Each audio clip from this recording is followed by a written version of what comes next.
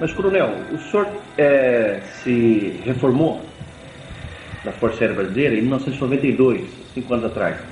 Não me passou pela cabeça de vir antes, conversar com os ufólogos e relatar isso? Eu sempre conversei muito com ufólogos, sempre conversei muito com o Banco Prete, sempre quando ele vinha ao Brasil entrava em contato comigo, com Irene Grande, com o Rafael Sempério do Lá, com vários ufólogos, tá? Mas nunca eu, de modo próprio, se eu quero falar na televisão ou não, nunca me pediram que escrevesse isso, que fizesse um livro, que escrevesse alguma coisa. Nunca me interessou, nunca me motivou isso. Não. Hoje, eu já penso diferente, eu acho que já deve ser dito alguma coisa. Eu acho que esse assunto deve ser espalhado, deve ser explicado. Ah, é o que eu te disse, vou fazer 60 anos, daqui a pouco eu estou com 60, daqui a pouco eu chego a 70, se não, morreu o coronel e acabou. Perfeito.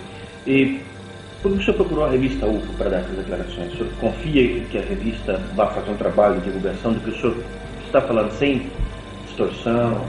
Veja bem, eu vou falar de GEVAER. Há muitos anos atrás, em 1917, nessa época, mais ou menos 77, 78, por aí, estive conversando com o GEVAER. 87, 88. Por aí. Estive conversando com o GEVAER e não pude autorizar que se publicasse nada. Conversamos, mas não, sem autorização para publicação nenhuma. Tá certo? Isso foi obedecido. Ok? Então, anos depois, a coisa tinha mudado. Eu já estava na reserva, eu já podia falar sem complicação, tá? Sem problemas imediatos para minha força e para mim mesmo. E por saber da seriedade da revista UFO, do GEVAER e dos amigos com quem eu sei, tá, que colaboram com a revista, eu conheço alguns, me dá mais tranquilidade de falar, que não há sensacionalismo, não há a conotação de sensacionalismo e publicar uma matéria por simples motivo de venda, vender o assunto, e sim publicar para esclarecer o assunto. Perfeitamente, muito obrigado. Não há interesse monetário nisso. Coronel, como é que tudo começou? Como é que foi o estupim inicial? Primeiro, assim, como foi o seu interesse pela ufologia? Foi anterior à Operação Prato? Não, veja bem, em 1952, 53, eu tinha 12 anos, para 13 anos, e estava na janela da minha casa em Belém e apareceu um objeto muito grande, tá, uma luz muito grande sobre a cidade. Eu vi, e no dia seguinte, estava publicado no jornal que tinha parado, inclusive, em cima de uma federação de escoteiros, Federação Educacional Infanto-Juvenil, em Belém, FEIJ, F-E-I-J. Tinha uma competição de natação e tinha parado em cima realmente, todo mundo viu. Aí eu disse, olha, garoto, eu vi uma coisa e no dia seguinte estava no jornal. E aquilo despertou seu interesse? Eu sempre acreditei em vida extraterrena, sempre acreditei na possibilidade de que eles tivessem a curiosidade de estar nos observando, nos investigando, uma forma, num planeta com vida, alguma coisa de uma inteligência fora e estivesse observando, mesmo que o contato não fosse franco. O senhor chegou a entrar na aeronáutica por causa desse seu interesse pela vida fora da Terra? Sempre tive uma paixão muito grande pela aviação e pela vida militar. E como aviador, da FAB, o senhor foi chefe do serviço de intendente do primeiro comando? Foi. Quais eram as suas atribuições dentro desse cargo? Ela dava o suporte, todo o suporte administrativo e financeiro para as ações do comando. E quanto à seção de operações de serviços de informação, conhecido como A2 Aeronáutica, da qual o senhor foi chefe também? Ah, sim, está muito ligada à segurança do Estado, certo? Muito ligada à segurança do Estado. Combate aos movimentos subversivos, ideias xenófobas que chegavam aqui, e aquela efervescência logo após a Revolução de 64, as ações de terroristas e grupos de Partido Comunista, essas outras coisas que a gente tinha que estar combatendo isso, era a segurança do Estado. Olha, consta do seu currículo também uma função bastante interessante. O senhor foi chefe do Serviço de Operações Especiais de Selva. O senhor deve ter um monte de experiências interessantes para contar a respeito disso. A Força Aérea, ela tinha uma ideia antiga de fazer um colar de fronteiras. Era a ideia de um brigadeiro que tinha muito conhecimento da Amazônia, uma pessoa inteligentíssima, o brigadeiro Camarão, João Camarão Teles Ribeiro. E ele tinha essa ideia da formação de um colar de fronteira, ou seja, de 200 e 200 quilômetros na orla da fronteira, um campo de pouso com uma missão religiosa, protestante ou católica, e um grupo de índios, uma assistência, uma pista de pouso, um grupo de religiosos para darem a assistência e a FAB dando suporte a tudo isso. Eu, como paraquedista, eu tinha também essa maior facilidade, maior adaptabilidade a esse tipo de missão. Teve muitas missões na muitas selva. missões na selva. Conheceu muitos índios. Muitas tribos, muitos índios, abri muitos campos. Aculturados. Aculturados, não aculturados. E a gente sempre trabalhava em algumas missões, muito em contato, sempre coadjuvando as ações do Paraçá. Tá? Meu que grupo, é o Paraçá? Paraquedista de salvamento. Search and Rescue. Paraquedista de salvamento. Paraquedista de SAR. Search and Rescue. Serviço de salvamento. O senhor tomou conhecimento de algum tipo de descoberta ligada à arqueologia, ou alguma observação feita por militares na Amazônia, ligada a esse tipo de problema? Sim, alguns colegas, principalmente um que me lembro que relatou que, sobrevoando no meio da selva, ficou surpreendido por uma formação piramidal. Estava coberto por vegetação e parece que ali tinha havido algum núcleo de alguma civilização muito antiga e que, abandonada, a selva tomou conta. Mas havia uma formação piramidal nítida, com ângulos perfeitos de uma pirâmide. Isso aí foi encontrado, observado aonde? No Amazonas. No estado do Amazonas? Não posso te precisar exatamente, mas foi, se não me engano, na região do rio Javari. Foi-me relatado isso pelo coronel Valério. Está vivo ainda.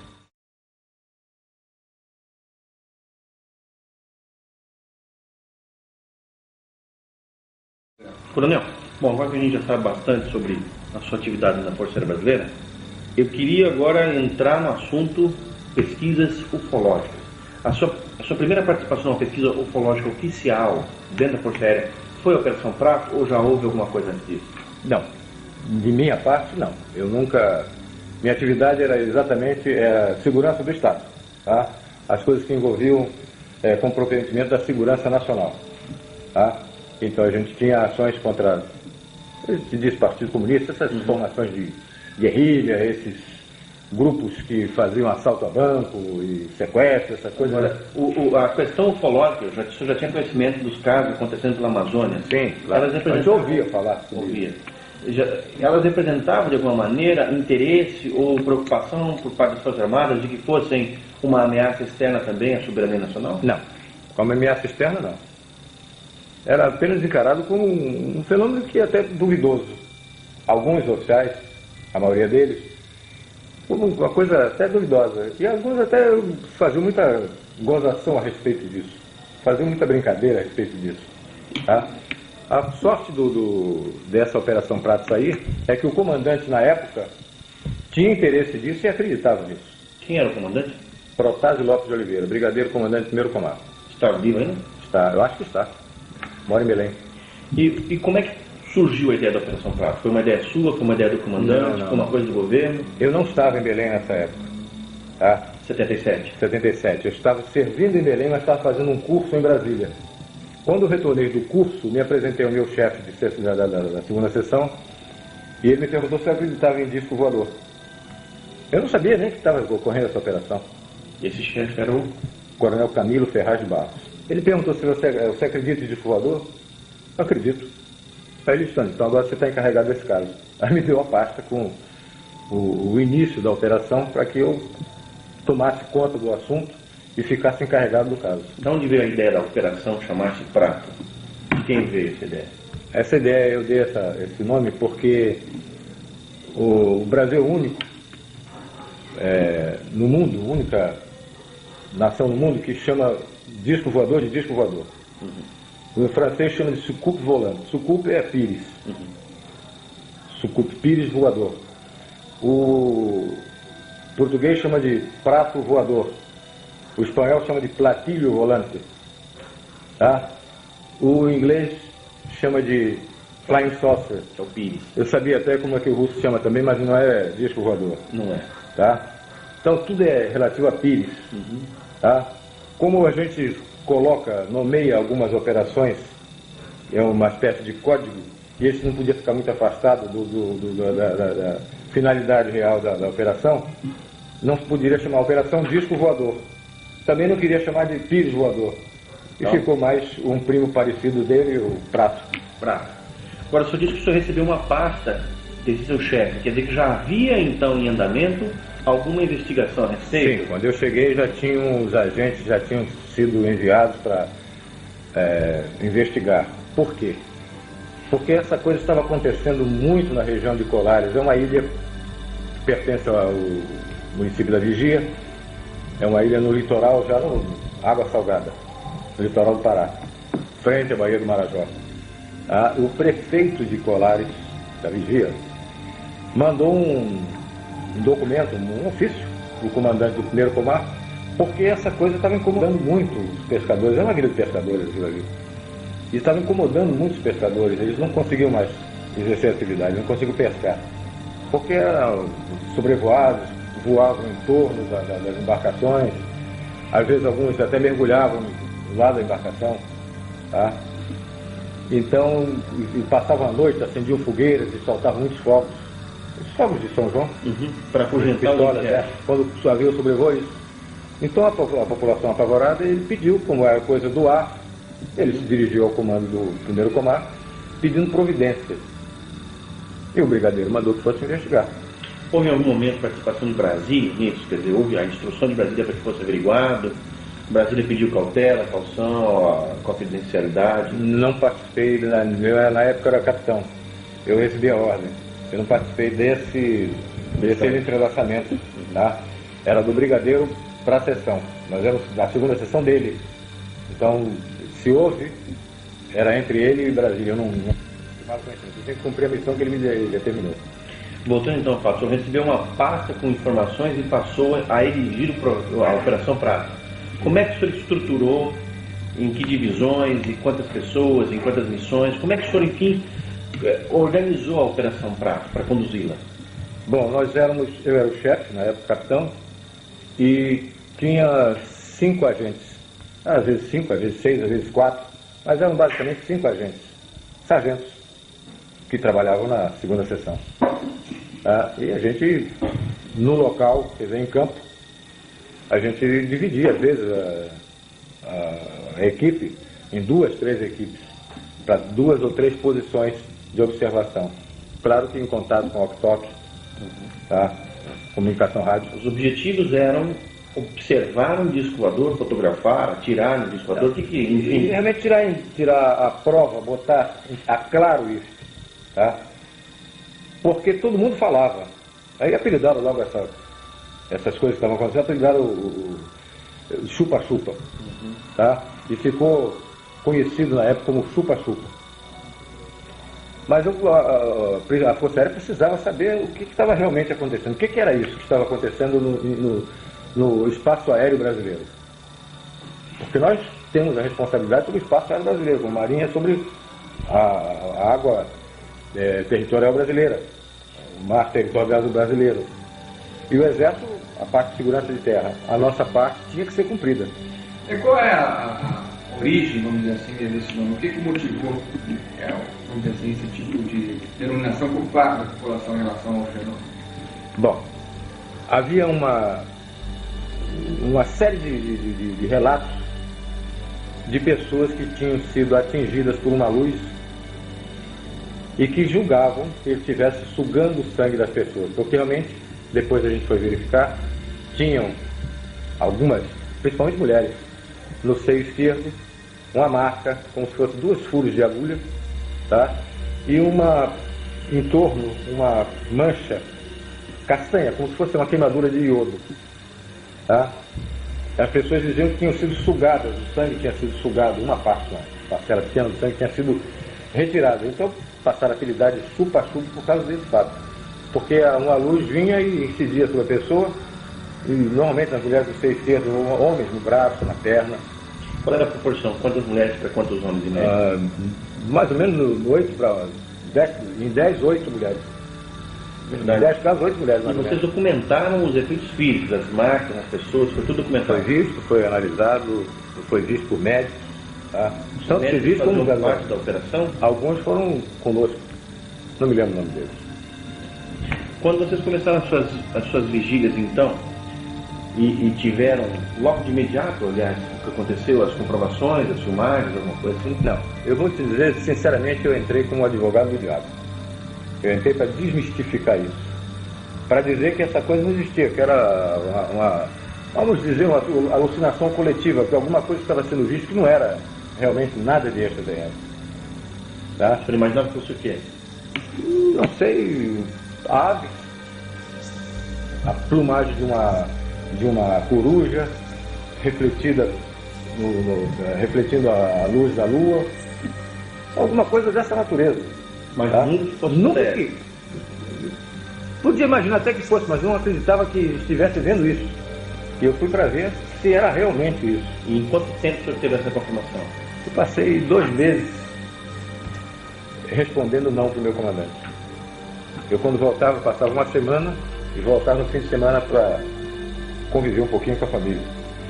O senhor passava semanas inteiras no mato, tá?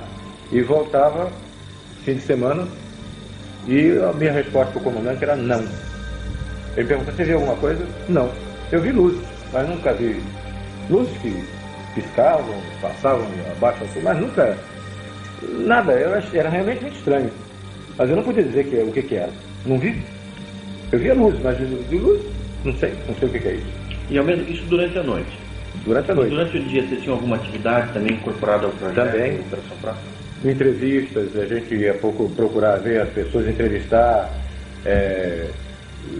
preparar os locais onde a gente poderia ir de noite. A gente sabia que na noite anterior apareceu em tal lugar.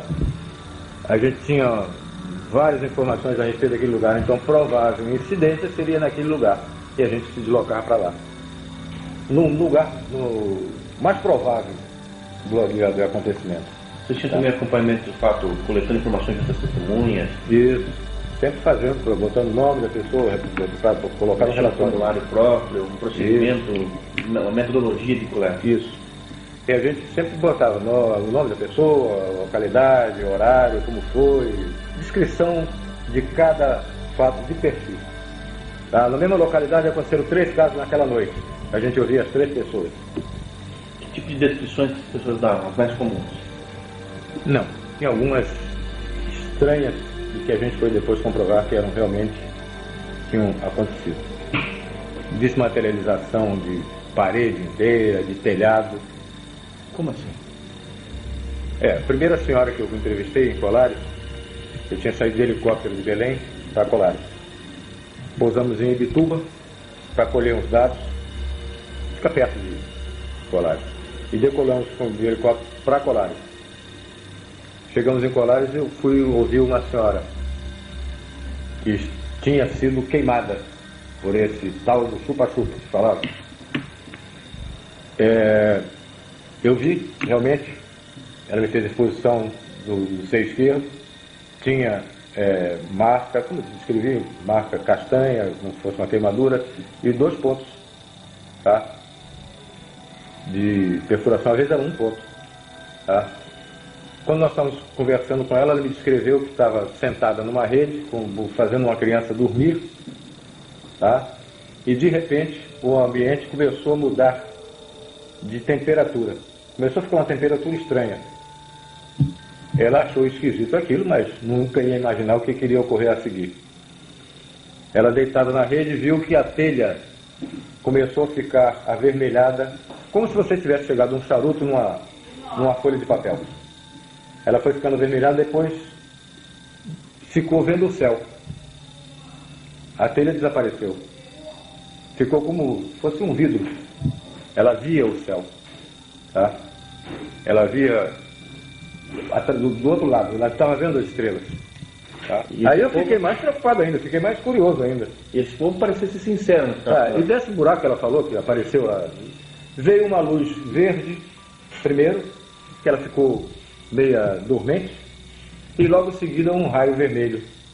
Uma luz vermelha, um raio vermelho. E atingiu o seio dela. O seio dela, seio esquerdo. Sempre do lado esquerdo. A maioria das vezes do lado esquerdo. Na hora que nós estávamos falando, que ela estava explicando isso, uma menina disse, olha, está passando aqui em cima. Em aviação a gente divide o céu em 8 partes. Tá? Questão de meteorologia. Ou seja, o céu com 0/8, ele está claro, sem nuvens. Sem nuvem nenhuma. Com 1/8 tem poucas nuvens, 2/8, até 8/8 está completamente cheio de nuvens. Tá? Nesse dia o céu estava com, vamos dizer, 5/8. Quase todo coberto. No buraco, quando eu saí da casa, eu estava conversando com essa senhora. Quando eu saí da casa, eu realmente vi passar num buraco da nuvem, que a moça estava apontando, passou uma luz, com velocidade razoável, não era muito veloz, e piscava. Piscava sempre, ó, uma oscilação de 1 segundo. Isso. Piscando, passou na direção norte. Tá? Eu olhei e disse, pô, pode ser até um satélite, porque o satélite até às 8h30 da noite ele ainda tem a iluminação do sol. O satélite artificial nosso, sim. E ele podia, por algum movimento de rotação dele, alguma coisa, ele está emitindo aquela luz piscante. Só que essa luz voltou. Logo em seguida ela voltou, o satélite não volta. Ficou mais estranho ainda. Mas eu não podia dizer que isso era um disco voador. Eu não estava lá para dizer que aquilo, qualquer coisa que aparecesse era um disco voador. Eu estava a tirar limpa essa história. E essa era a minha missão. Na região, por parte da Força Aérea, existia algum tipo de equipamento de radar que pudesse confirmar ou ser utilizado para acompanhamento desses fenômenos? Não, só no aeroporto de Belém é radar fixo. Radar do aeroporto e radar fixo. O que significa radar fixo? O radar faz parte do serviço de controle de tráfego aéreo. Tá? Esses ataques, coronel, que estavam acontecendo às pessoas, que já estavam acontecendo com uma certa frequência, eles eram comunicados ao governo do estado, às autoridades estaduais ou das autoridades municipais? Sim, claro. Tiveram médicos da Secretaria de Saúde, tá? Enviados pelo governo. Pelo governo, foram lá olhar, foram examinar as pessoas. E daí, eles confirmaram os fatos? Eles ouviam o lugar queimado e examinavam, tomavam depoimento do paciente, procuravam, mas não fazer mais nada, porque não tinha, isso não acarretava nada. As pessoas se recuperavam facilmente? Elas ficavam muito apavoradas, algumas diziam que tinham ficado enjoadas, ficavam dormentes por alguns dias. Um cidadão uma vez veio nos procurar, ele tinha, próximo da casa dele tinha aparecido uma luz dessa, mais próximo, tá? E focou na direção dele, já não era mais essa luz vermelha, era uma luz com o foco de um helicóptero, mas não era helicóptero, era realmente uma nave. Ele correu dentro de casa, apontou, pegou uma arma, uma espingarda e apontou para de onde vinha essa luz. Veio uma luz mais forte, ele caiu, ficou dormente, ficou uns 15 dias com problemas de locomoção. Tá? Mas não houve nada sério, ele não foi atingido por nada, assim que por um projetil ou qualquer coisa dessa natureza. Apenas uma luz que portava energia e que deixou ele sem movimento. E as autoridades federais, o governo federal, estavam avisados, estavam informados que esse tipo de coisa absurda estava acontecendo na região? Acredito que sim, mas eu desconheço. Eu apenas recebi a ordem do meu comandante, mais nada disso. E esses depoimentos que o senhor tinha dessas pessoas aconteceram logo no início da Operação Prato? Logo no início.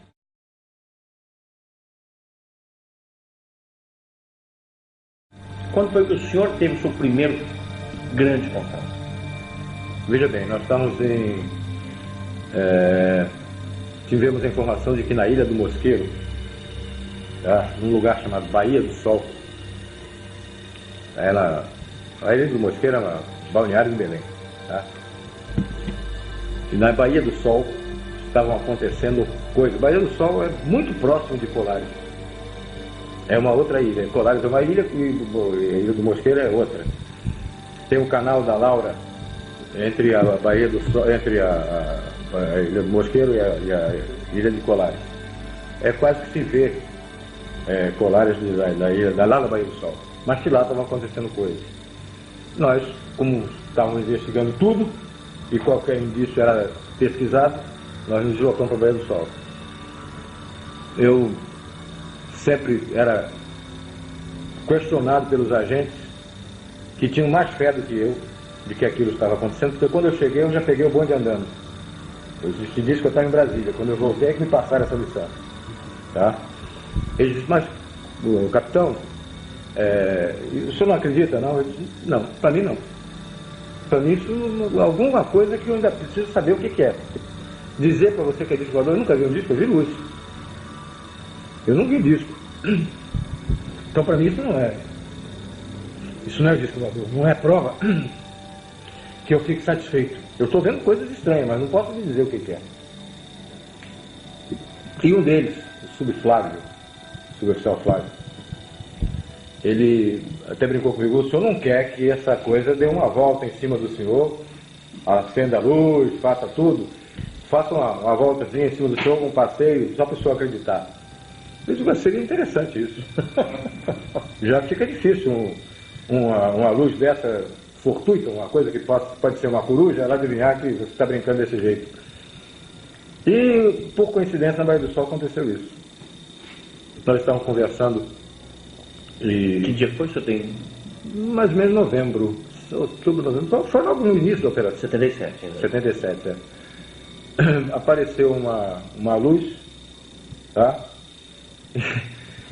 Veio de norte, no sentido norte-sul, na nossa direção, a média altura, tá? E realmente quando chegou, ela se deteve e fez um círculo em torno, depois foi embora. Aí eu levei uma gozada da turma, do sargento, e agora, cara? Eu disse, não sei, ainda não vi. Tá? A luz era de que jeito? Você, sabe essa solda de metal? Maçarico? Não, essa solda elétrica. Quando era menino, os caras soldavam um brilho de bonde, fica aqui, que a gente não consegue enxergar. Tá? Um brilho azul, forte. Era isso. Era um brilho dessa natureza, azul, muito azul. Mas dava para se ver, não se via a forma, se via a luz.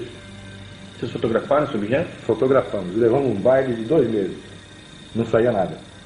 A gente enchia o quadro da fotografia, via, eu estava vendo a luz forte, fotografava, pô, agora vai sair. Não saía nada. Não vimos nada. Quando a gente pegava o negativo, não tinha nada ali. Várias vezes aconteceu isso? Várias. Nós levamos um samba de 2 meses. Até que aconteceu uma coincidência. Eu acho que coincidência não existe, mas aí foi um fato inusitado. Eu estava analisando e muito triste, muito chateado, porque eu não conseguia imprimir aquelas imagens na emulsão fotográfica. E na minha mesa tinha uma lanterna que eu usava em operações de selva. Estava lá, nem sei porquê, porque talvez eu tivesse revisão do equipamento de selva, fazendo manutenção dele, e a lanterna estava em cima da minha mesa. E eu estava olhando os filmes, os negativos. Vendo que não aparecia nada? Nada. Eu olhando muito triste, pô, a gente encheu o quadro e não apareceu nada. Eu observei que a lanterna, ela tinha lá, numa extremidade, ela tinha uma lanterna normal. Na outra extremidade, a outra ponta, ela tinha uma capa vermelha, que servia para sinalização em selva, tá? Uma sinalização vermelha. Como você bota um sinal no carro, né? Fica aquela luzinha vermelha. Se você tirasse aquela capa, ela tinha uma tampa, ela tinha um vidro fosco. Eu olhei aquilo e me lembrei que os médicos examinam as radiografias no radioscópio, que é um quadro opaco, com luz por trás, e eles colocam a chapa radiográfica ali para examinarem, para ver o contraste de luz e sombra, né?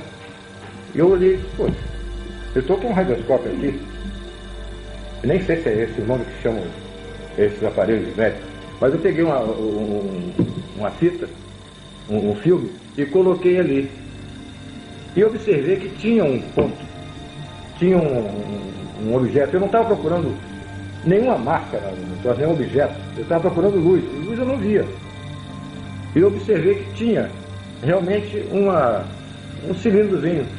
Em todo o filme tinha aquele cilindro. Então eu tinha conseguido imprimir a parte sólida daquele avistamento E não a luz. e não a luz, por uma questão de comprimento de onda, eu não sei porquê, a luz não impressionava aquele filme. Mas a parte sólida, a sonda, que depois a gente veio concluir que seria uma sonda, era um cilindro, tá? Aquilo estava impresso ali. E não estava procurando cilindro, eu estava procurando luz. Eu ficava muito triste, que não via luz nenhuma. Tinha que ficar muito claro aquele filme, né? Vocês fizeram muitas fotografias? Fizemos muitas fotografias, mais de 500. Quantas fotos de UFOs foram feitas? Quase todas tinham 500. 500. E eram todas catalogadas? Eu guardava aquilo, eu estava até muito triste, porque aqueles rolos de filme ficavam na minha frente, eu ficava olhando, pô, 2 meses quase de trabalho e não consegui nada. Não saía luz nenhuma naquilo. Eu estava procurando ver o que eu, no negativo, o que eu tinha visto. E não aparecia. Então, depois nós fomos olhar com curiosidade e fomos ampliar, passamos para o laboratório para ampliar aquilo. Realmente era a sonda que estava ali. Era sonda?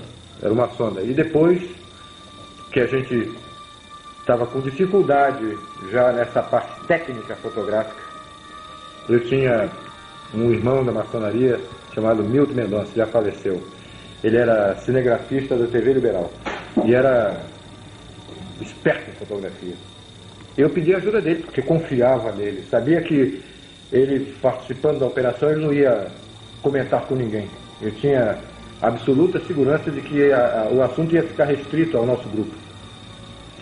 Informei o meu comandante de que eu estava com dificuldade na parte técnica de fotografia e pedi essa ajuda ele autorizou. E o Milton, algumas vezes, esteve conosco e sempre auxiliava. Nós passamos a usar fios especiais. Fios infravermelho, ultravioleta, não sei se o nome certo é esse, tá?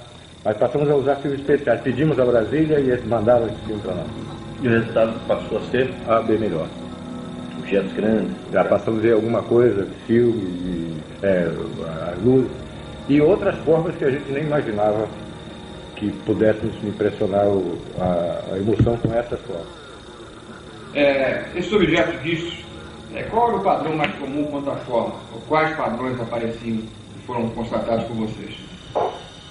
No início nós vimos o que todo mundo falava, inclusive o padre Alfredo Delaó, já morreu também, padre americano, que era o pároco lá de Colares. Ele me falava de uma sonda que ele tinha visto várias vezes, era como se fosse, e mais ou menos do tamanho de um tambor de óleo de 200 litros. Essa sonda voava com um voo irregular, ela não tinha um voo seguro, ela voava como se estivesse balançando. E emitia luz. E às vezes andava uma ou duas juntas. Saía de onde? Ia para onde? De repente a gente via a luz e ela vinha em cima normalmente em cima da equipe. Vocês chegaram a perceber algum tipo de interação em relação ao que vocês estavam fazendo e o próprio fenômeno? Algum tipo de reação do fenômeno em relação ao que vocês estavam fazendo? Uma coisa muito estranha, essa pergunta é muito interessante. Eles nos parecia que eles tinham absoluta certeza onde nós estávamos. Eles não procuravam. Eles estavam em cima da gente. Depois de algum tempo que nós estivemos lá, vamos dizer, depois de um mês, as coisas eram em cima da equipe. Eles já estavam em cima da gente, eles sabiam o que a gente estava fazendo. Você podia se deslocar, você estava aqui e ia para outro lugar. É lá que eles iam. Como se eles tivessem conhecimento da nossa movimentação, sabiam com segurança onde nós estávamos. E o que estavam fazendo? E o que estavam fazendo. Por exemplo, esse caso que eu te falei da Baía do Sol. Nessa época, o pessoal já está terminando a aula e aí fica muita gente na praia, né, à noite, o pessoal, a rapaziada, a juventude namorando, e vamos dizer, tem umas 100 mil pessoas ali na orla, no fim de semana. Pô, eles não apareceram em cima da gente, lá na Baía do Sol. Essa curva que fez em cima foi no lugar tudo escuro, não tinha mais ninguém, só estava a nossa equipe lá. A coisa veio e fez a curva em cima da gente. E os caras bigodados, e agora? Esse foi o primeiro grande acontecimento envolvendo o senhor? Foi o primeiro acontecimento, não digo grande, mas significativo. E daí, o que vocês fizeram?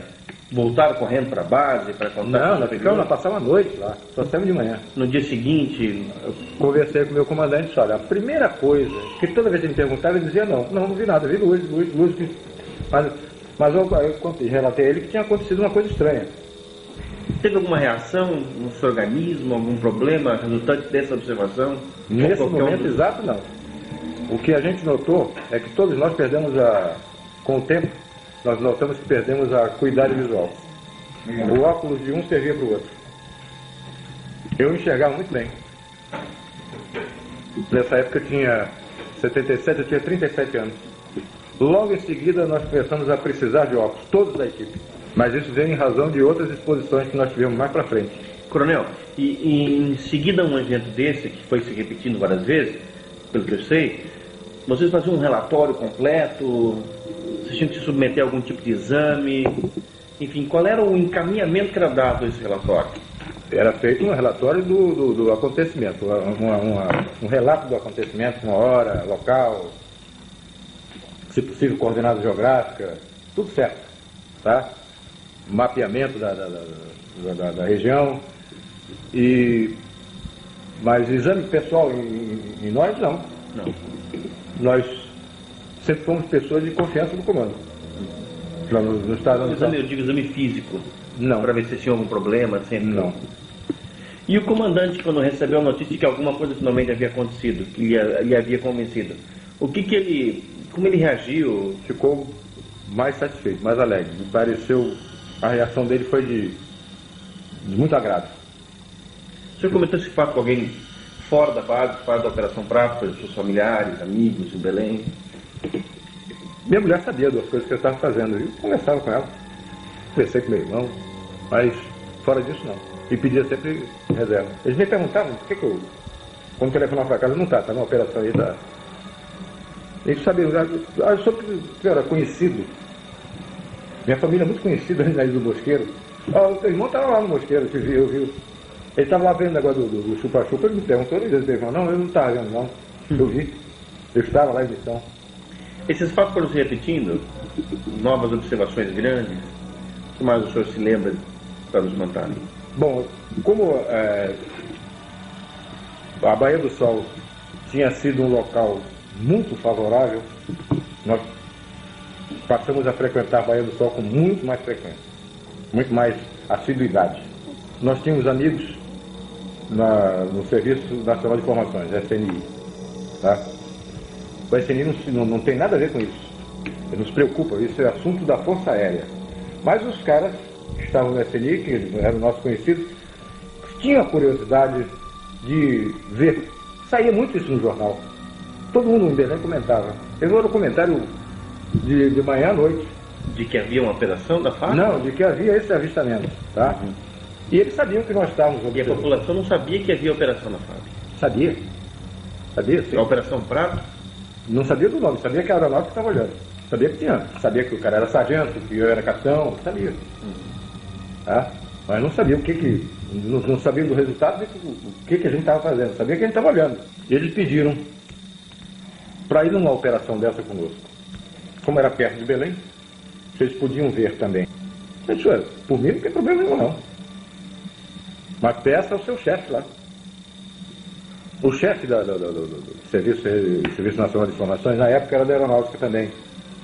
E foi meu instrutor de voo, que era o Coronel Filemon. O Filemon autorizou que eles fossem, mas não era operação do SNI. Era mera curiosidade, como qualquer outro cidadão podia ter. Eles queriam ver aquilo.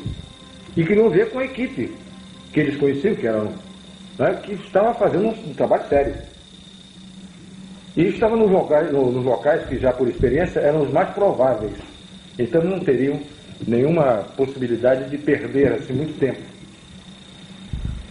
Eles foram, marquei, foi interessante isso que meus filhos tinham pedido para comprar uma árvore de Natal pequena. Eu tinha uma árvore montada grande em casa, mas eles queriam para eles uma pequenininha, coisa de criança. E eu fui buscar eu tinha que buscar essa árvore de Natal num supermercado grande que tem lá, não me esqueço o nome.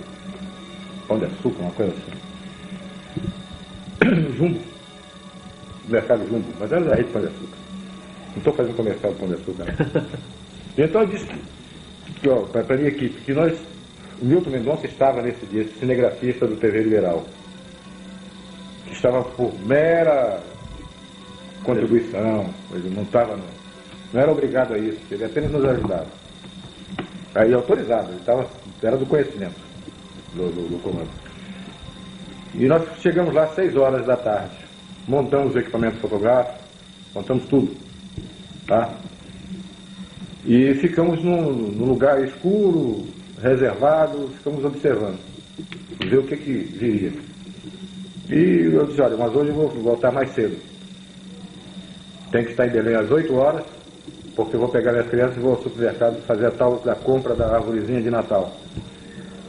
Às 6h30, mais ou menos, passou muito alto. Passaram 3 pontos luminosos alinhados. Muito alto. E a grande velocidade. A velocidade, eu sou da Força Aérea, conheço avião, é maior do que a velocidade de um avião de linha. Estavam voando muito alto no sentido oeste-leste, ou seja, da Cordilheira dos Andes para o Atlântico. Muito alto. Passaram os 3, uma velocidade muito grande, e, 7 horas da noite, mais ou menos, da região do norte para o sul, ou seja, da Califórnia, Triângulo das Bermudas, para Brasília, nesse sentido, mais ou menos. Passaram 2 objetos, 2 luzes, piscando, alinhadas também, uma atrás da outra. Passaram no sentido norte-sul.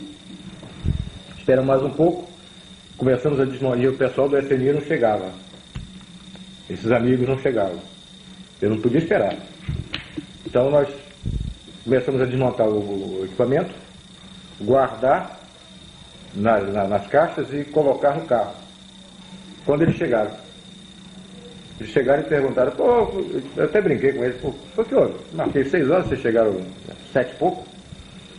Aí disseram, tinha um problema na saída e tal, coisas de trânsito. E eu disse, aí ele fez uma pergunta idiota, um deles me fez uma pergunta idiota. Ele disse, olha, passou agora, se vocês estivessem aqui comigo, 6h30 passaram 3 luzes muito altas, mas vocês teriam visto. E às 7 horas, de novo. Mas agora eu estou indo embora. Aí perguntou, e que horas passa a outra? Eu digo, eu não sei, isso não é bom de pôr. Não é? Que hora passa a outra? Perguntou, fez a pergunta idiota. E que hora passa a outra? Eu digo, eu vou saber, pô. Fica aqui como eu fico a noite inteira, pô, olhando para cima. Tá? Mas quando nós estamos conversando isso, um deles disse, olha aqui, em cima. Olha para cima, nós olhamos. Aí o herói brasileiro tremeu nas calças, porque eu olhei e tinha um troço enorme em cima da gente, um disco preto, escuro, parado em cima da gente. Não estava mais de 150 metros de altura. Ele estava parado em cima de onde nós estávamos. Sem luzes, não, tinha uma luz, tinha uma luz no meio, tá? Amarela para âmbar, tá? E fazia um barulho assim de ar-condicionado. E alguma vez assim, aparecia esse barulho de bicicleta, aquela catraca de bicicleta.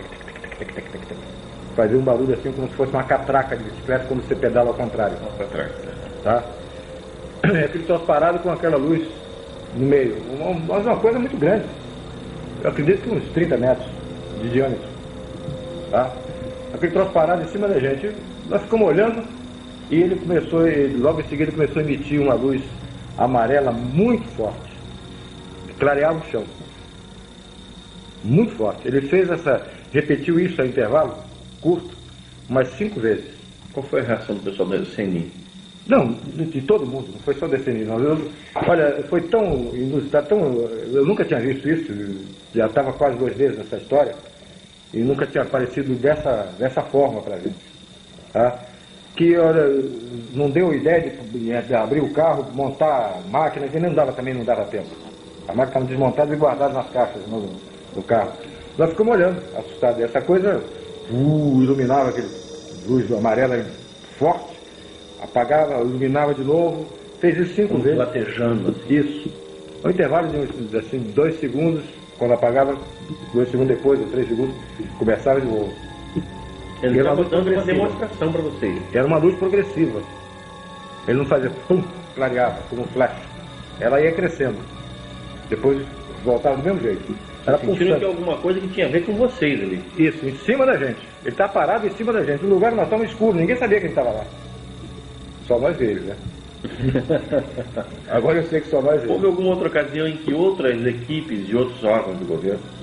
Não. O que eu sei é que houve um vazamento dessa operação, dessa incidência de avistamento. Eu acredito que o foco disso foi no Aeroclube.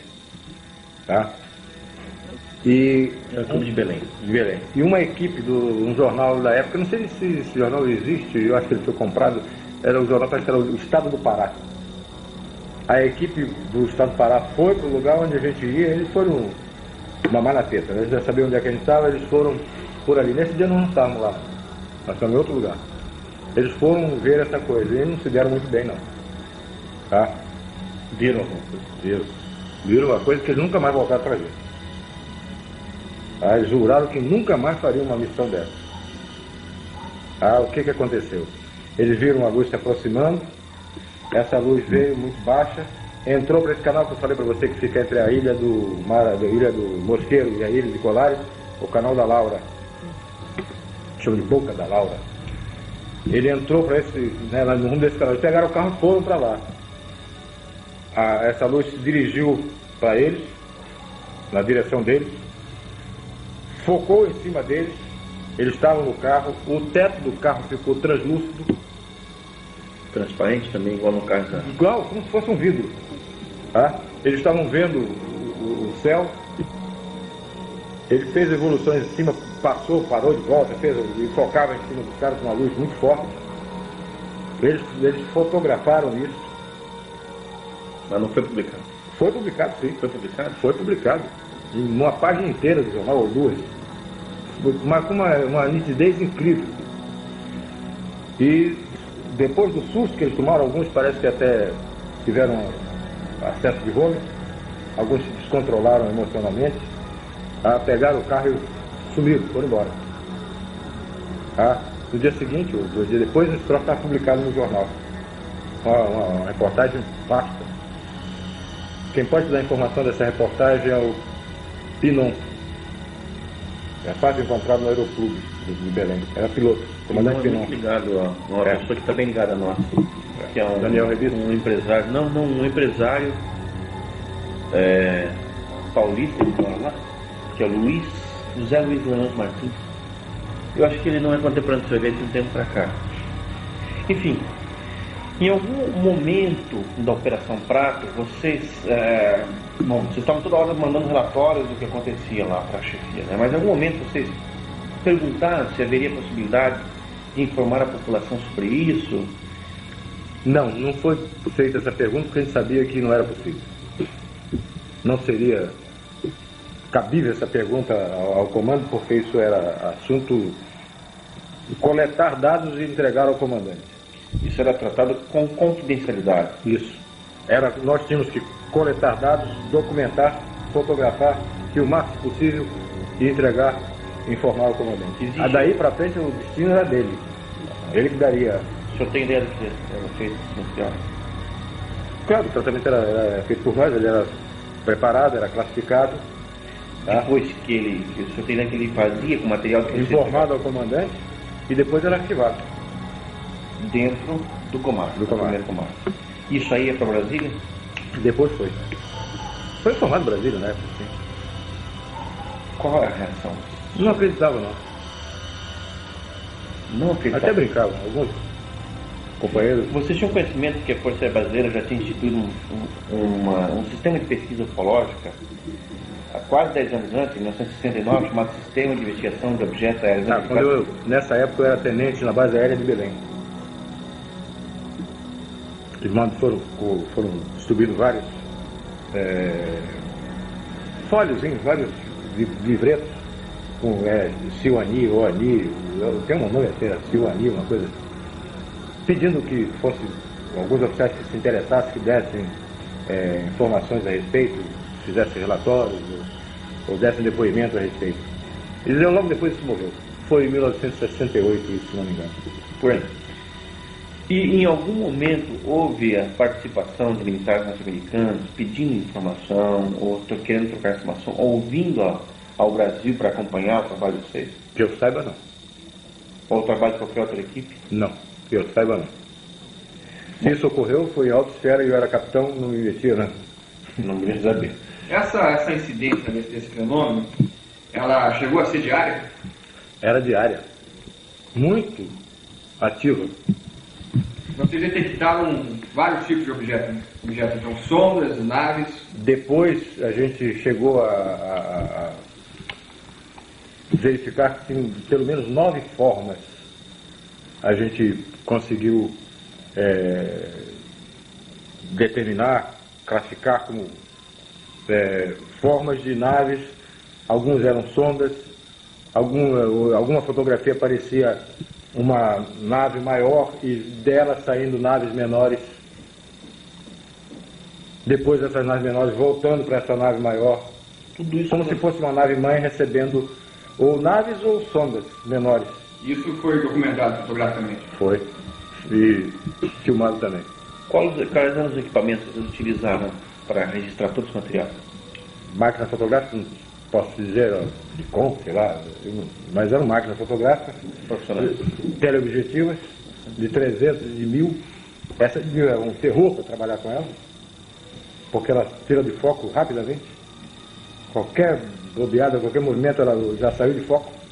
Era um terror, era um trambolho enorme, uma bicha desse tamanho, enorme, que a gente não conseguia operar muito com ela, não.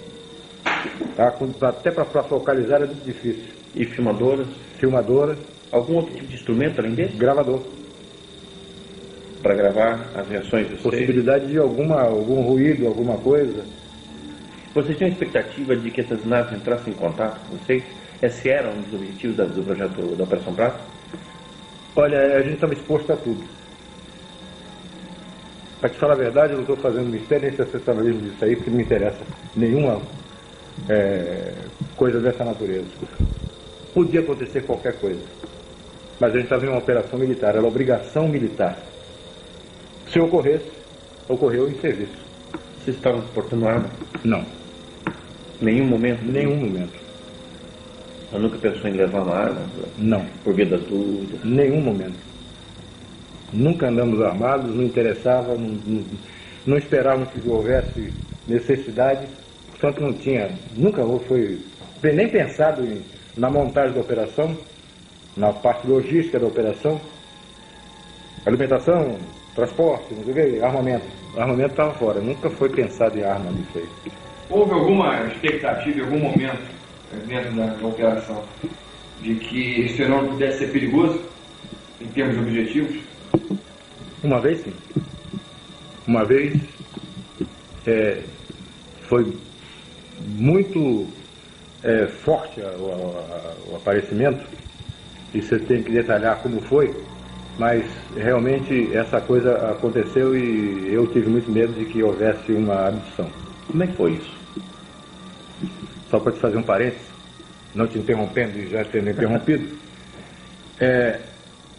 eu depois fui conversando com o Rafael Semperi Durá. O Rafael me deu um tremendo de um esporro. Me chamou de maluco, de irresponsável, tá? E disse: você está proibido, você tem comandante, mas eu que sou seu amigo estou lhe proibindo de fazer uma coisa dessa. Nós estamos numa embarcação, ancorada na margem do rio, e a coisa parou na frente da gente a 70 metros. Como é que era essa coisa?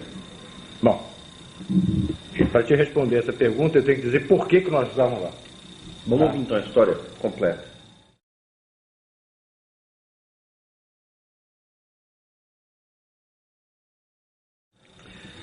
Tem um amigo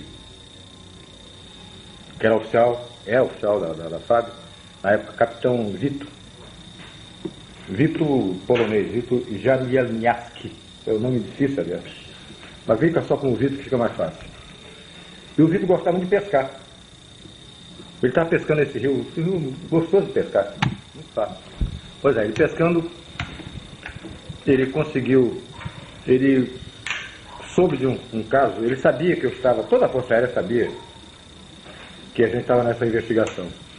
Ele soube de um caso de um rapaz que trabalhava como, ele apanhava barro para essa olaria, tá? Ele tirava barro lá no rio para essa olaria. E ele soube de um caso que ocorreu com esse rapaz e sabia que eu estava investigando e foi me procurar, me contando sobre o Luiz. Essa olaria era a olaria Koiffer, de Paulo Koiffer, dono do Foto Koiffer lá em Belém. Keuffer, K-E-U-F-F-E-R. E ele me falou sobre esse Luiz. Eu mandei buscar o Luiz. Mandei um agente lá com um carro apanhar o Luiz, que eu queria conversar com ele. Ele me contou um fato incrível. Ele, quando estava colhendo barro, ele viu vestígios de que havia caça comendo restos de flores de uma árvore que estava em floração, tá? Na beira do rio. Ele acompanhou e viu onde é que essa caça comia. Era a paca. Você conhece a paca? Conhece. A paca, tinha uma paca comendo nesse lugar. Eu disse, pô, eu vou voltar para pegar essa paca, tá? Vou matar essa caça aí. Levou o barro para a olaria, esvaziou o batelão, era uma embarcação de uns 7 a 9 metros, tá? motor de centro. Ele foi, deixou o barro lá, esvaziou a embarcação, passou na casa dele, apanhou uma espingarda e voltou para lá de dia. Preparou um giral, onde ele pudesse ficar, numa árvore baixa, armou uma rede e ficou com a lanterna e a espingarda lá para esperar que a caça chegasse para ele atirar. Escureceu, ele estava lá em cima no giral, sentado na rede dele lá, esperando ouvir algum barulho para começar a se preparar para atirar na caça. E passou por cima dele uma luz muito forte. A luz passou e logo depois voltou e parou em cima dele. Parou em cima do centro dessa nave que ele me descreveu, e não era de forma discorde, não. Era uma forma como se fosse a cabine de um Boeing, uma forma elipsoide. Do bojo dessa, do ventre dessa nave, abriu uma porta e desceu um ser, com forma humana. Desceu, eu perguntei a ele se desceu por escada de corda ou de metal, alguma coisa assim. Ele disse, não, ele desceu sim, tinha um foco de luz. Ele desceu, né, com os braços abertos assim, forma de delta. Ele desceu. Quando ele se aproximou, quando ele viu que ele ia descendo, ele pulou fora. Ele pulou dali onde ele estava e se escondeu próximo. E ficou observando, botou um galho, um ramo de árvore no rosto, e ficou vendo o que estava acontecendo. Esse ser chegou, tinha uma luz vermelha na mão. Ele não era uma lanterna que ele segurasse, era uma coisa que talvez estivesse por aqui, assim, na palma. Ele, uma luz vermelha na mão, ele desceu, examinou a rede dele, examinou o lugar onde ele estava, e ele está com um ramo de folha na frente, lá, olhando, escondido lá, morrendo mesmo. Esse ser depois não procurou, não ficou vasculhando, procurando onde ele estava. Ele foi direto onde ele estava. Ele focou direto onde ele estava. Era uma luz vermelha. Quando ele viu que tinha sido localizado, ele correu por dentro da vegetação. O rio ali sofre muita influência, sofre total influência da maré. Ele baixa e sobe de acordo com a maré. Vira uma lama para isso. Ele saiu por ali, para aquela margem, tropeçando em tronco, em raiz, e com dificuldade de caminhar. Esse ser voltou para a nave, e a nave passou a entrar na caia do rio. E perseguia ele a baixa velocidade, baixa altura, estava dentro do rio. A altura das árvores. Algumas vezes até abaixo da copa das árvores, no cavado do rio. E acompanhando, mas bem devagar, e ele estava com dificuldade de andar. Como ele pretendia caçar e voltar, ele não entrou com o barco, porque senão o barco seria encalhado com a baixa da maré. o barco ficou num lugar onde tinha flutuabilidade. E nesse barco tinha um garoto de 9 anos de idade, na época, e um amigo dele que ficou tomando conta do barco. E ficaram pescando siri. Tem muito siri nesse rio. Eles ficaram pegando siri. E o cara estava ouvindo com o radinho o jogo do Campeonato Brasileiro, esse jogo de futebol que passa a noite. Aí estava ouvindo. E ele veio andando, veio correndo e gritando. E gritava para chamar a atenção dos amigos, que ele queria entrar no barco e ir embora. E essa coisa atrás dele, acompanhando. Ele, quando chegou perto começou a gritar desesperado, até que o garoto chamou a atenção do companheiro dele, e o cara largou o futebol e olhou, ele apontou, olha ali, o cara viu. Todos eles viram e pularam para dentro d'água. Em vez de ajudar o Luiz, eles pularam dentro d'água, abandonaram o barco. E o Luiz, como não tinha nem barco, não tinha mais companheiro no barco, ele se escondeu. Aí ficaram os dois dentro d'água e o Luiz escondido no mato, que margeava o rio. Essa nave parou em cima do batelão, o C desceu, com a mesma luz vermelha, examinou todo o barco, procurou em todos os lugares, olhou, examinou o barco, e eles estão vendo isso. Aí ele subiu, foi para a nave, fechou e a nave disparou e foi embora. Eu conversei com eles e disse, eu vou lá amanhã. Amanhã eu quero estar nesse lugar. Nesse mesmo lugar onde você esteve eu vou. E nós fomos para lá.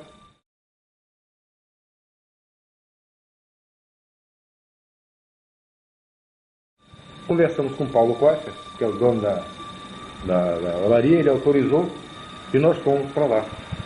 Quando nós chegamos, eram umas 7 horas da noite, mais ou menos, estava chovendo. Uma chuva, não era temporal, era uma chuva.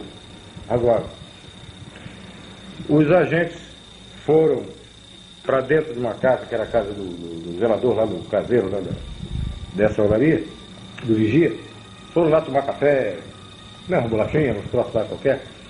E eu não ia me preocupar com café, com coisa, eu era o chefe da equipe. Eu não podia estar me preocupando com café nem bate-papo. Eu estava lá olhando, fiquei olhando para ver se via alguma coisa, se alguma coisa acontecia. Realmente, quando eu estava do lado de fora, veio não vi uma forma, era uma coisa escura. Não deu para detectar a forma, se era discorde, se era oritizante, não dá. Estava chovendo. Mas você via a luz. Uma luz verde, forte, e uma luz vermelha. E esse troço fazia um barulho. Um barulho de ar condicionado, mas bem mais forte, parecia que fosse uma turbina. Aquele barulho de turbina. Não era barulho de jato, era um barulho de uma coisa girando, uma coisa. Isso dá para entender? Não é diferente. Não é barulho de jato. Era uma coisa como liquidificador, vamos supor. Era mais forte do que ar condicionado. Esse troço passou em cima de onde nós estávamos, em cima de onde eu estava. Eu estava na porta da casa e estava chovendo. Eu estava olhando. Ele passou, livrou a árvore e saiu. Mas estava muito baixo. Para avião não faria isso nunca. O piloto que fizer isso é morto, é defunto. É perigoso demais com um dia claro. Imagina com chuva e de noite. E ele fazia isso com segurança. Então ele passou e foi embora. O cara vieram. Capitão, quer tomar um cafezinho? Pô, acabei de ver um treco aqui agora que apareceu muito estranho. Aí então tá ok, vamos tomar um café e vamos embora. Entramos no barco. Aí fomos para esse lugar aonde o Luiz tinha estado. Paramos, o barco descia, fui andando, foi até a árvore onde ele tinha feito o giral. Aí ficamos ali embaixo. Então nós fomos para esse lugar. Como a maré estava enchendo, a gente estava com a água cada vez mais crítica, né? E a gente chegou a uma posição que já estava, uma situação em que já estava com, nada tinha acontecido. Ele já estava com a máquina fotográfica, com tudo, com a mão suspensa. Já daqui a pouco eu tenho que subir numa árvore dessa, senão mergulhava com o equipamento com tudo. A maré foi enchendo e nós estávamos... Assim rápido? É. Umas 10 horas mais ou menos, quando nós decidimos ir embora, vamos embora. Aí pegamos uma canoazinha que estava conosco, fomos até o barco, que está parado na outra margem. Salvamos o equipamento e a gente não morreu afogado. Aí fomos lá, deixamos o equipamento no barco, pô, ficamos lá. Agora eu vou ficar mais um pedacinho. Ô, capitão, você não vai voltar? Não, vamos ficar mais um pedaço aí. Umas 11 horas. Nós ficamos conversando, distraindo, fumando cigarro e tal.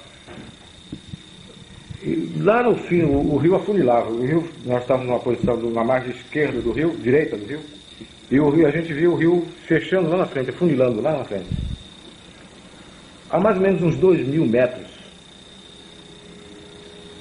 passou, vinha da esquerda, do norte para sul, cruzando o rio, uma luz muito forte, amarela, âmbar, como um sol, mas muito baixo, em cima das árvores, e cruzou o rio na mesma posição, mais ou menos, onde fica a casa do vigia, onde eu tinha visto a primeira coisa. Passou da região de vigia. Do vigia da olaria. Do vigia da olaria. Tá? Dessa olaria do Coifa. Aí passou muito baixo. Iluminava o rio. Aí foi filmado isso. E no filme aparece ele tremeluzindo. Uma coisa assim. Uma luz que eu não sabia. Como se fosse uma chama esquisita. É. E aparece o rastro dela, a luz dela no rio. Foi filmado isso. E foi bem filmado. Quando você tinha um documento desse gênero, uma filmagem espetacular como essa, isso não ia para Brasília? Ainda não. Ainda era retido lá no comando aéreo? Ficou depois é que a Brasília solicitou isso. Eu não acredito que o Brasil não acreditava muito nessa história, não. Tá? O Brasília achava que era o quê? Não sei. Meia dúzia de tanta coisa se fala. biruta no meio do mato, pesquisando. Eles não queriam se expor, né? Talvez isso é um negócio, a gente vai dar crédito a uma coisa dessa e tal, mas tinha colegas deles lá. Isso que os caras estão fazendo. Será que é verdade isso? Bom, isso foi 11 horas. A gente registrava a hora, a altura, direção, essas coisas todas que tinha que se preencher o relatório. Esse agora mesmo é que eu não saio daqui. Agora nós vamos ficar. Mas não tínhamos levado comida, não tínhamos levado café, não tínhamos levado nada. Água, nada. Aí o Luiz se propôs a ir à casa dele, um casebre na beira do rio, para fazer um café, trazer alguma coisa, pão, bolacha, sei lá o que fosse, para que a gente pudesse ficar mais à noite, beber água e tomar um cafezinho, um negócio. Aí ele saiu com um barquinho e tinha no meio do rio uma ilhota. Não tem mais do que 15 a 20 metros de largura, não, mas é muito comprida. Parecia submarino no meio do rio. Tá? Tem vegetação. Ele saiu com o barco e desapareceu nessa ilha. Nós não vimos mais o Luiz. Ele foi remando uma canoazinha, uma pirogazinha pequenininha. Ele saiu com um garotinho, um menino de lá, que foi com ele, foram remando, desapareceu do rio. Nós não vimos mais. Logo que ele desapareceu, não demorou muito, eu estava em pé, em cima da tolda do barco, e os agentes conversando, mas era o chefe, não podia estar me dando a luz de estar tendo essas facilidades. Eles estavam lá à vontade, quem comandava era eu, então eu tinha que estar a risco. Veio do meu lado esquerdo, eu estava de frente para o fim do rio, para o começo do rio, aliás, onde nós vimos, da olaria. Do meu lado esquerdo vinha uma luz muito forte, a mesma luz amarela muito forte. Eu vi aquela coisa se aproximando e fiquei quieto. Depois que eu vi que era muito forte e que estava continuando vindo na direção, eu chamei a atenção dos agentes. Olha lá, aqui é direito. Os caras olharam, prepararam máquina fotográfica, filmadora, tudo. A coisa veio, mas estava baixo. Estava uns 200, 250 metros. Não estava muito alto, não. Passou em cima da gente. E quando chegou perto, na margem do rio, apagou aquela luz amarela, aquela luz forte, amarela, aquele sol amarelo, que a gente não via forma, só via luz. Apagou, de repente. Aí nós vimos uma forma estranha, uma forma de uma bola de futebol americana, aquela bola de ponta, tá? Aquela bola de futebol americana, muito grande, e como se fosse esse abajur, translúcida, tá? Só que tinha janelinhas no meio. Toda a extensão dela tinha janelinhas.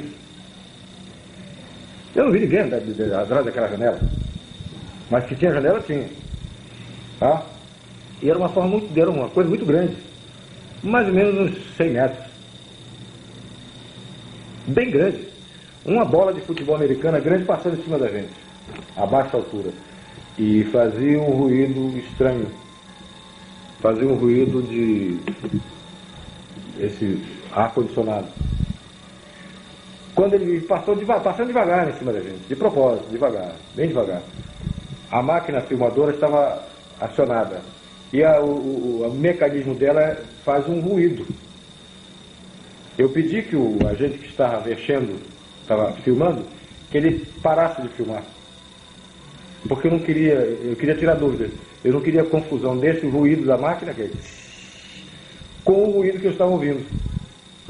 Aí ele bati no japonês, eu falei que o cara era japonês, bati no japonês e ele parou. Um é Flávio, o outro é japonês.